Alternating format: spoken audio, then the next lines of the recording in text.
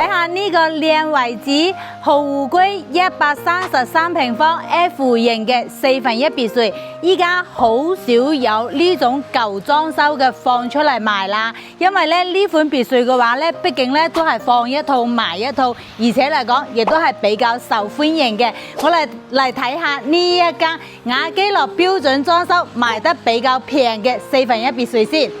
睇下佢嘅花園。花園咧就係比較大嘅，可以睇到啦，側邊花園呢度整一個廚房，呢邊咧整洗手間，再褪出嚟到呢一個位置整長者房嘅話咧，呢度咧個側邊花園咧整得起嚟，亦都係比較舒適感比較大嘅，而且嚟講前花園呢度搭埋個棚，將呢埲牆突咗佢嘅話，第時嘅話呢邊嘅花園咧都係比較舒服嘅。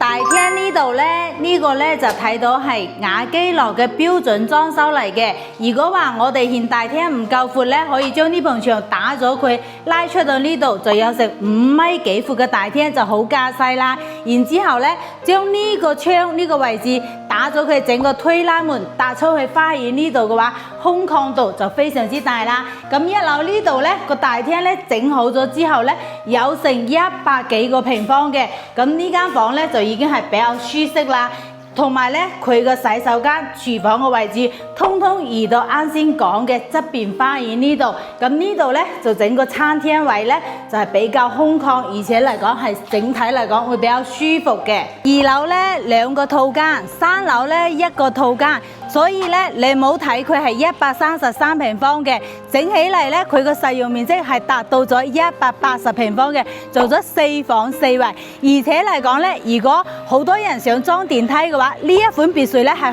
可以裝電梯嘅。你諗下，100幾萬就可以攞低呢一款可以裝埋電梯嘅細別墅，係咪好舒服？亦都係好方便啦。裝修好咗之後，亦都係200零萬就搞掂啦。如果話你都想了解喺豪湖區呢款平平地嘅大別墅嘅話呢，咁你不妨嚟睇房啦。呢款別墅依家目前呢就係市面上最平嘅一間啦，而且價錢比較實惠，100幾萬就可以攞低佢啦。